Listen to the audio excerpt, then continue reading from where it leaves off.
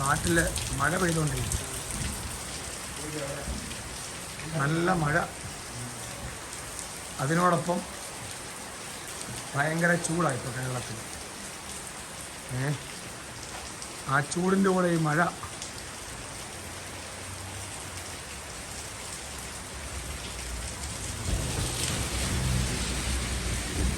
നല്ല മഴ പെയ്യുന്നു.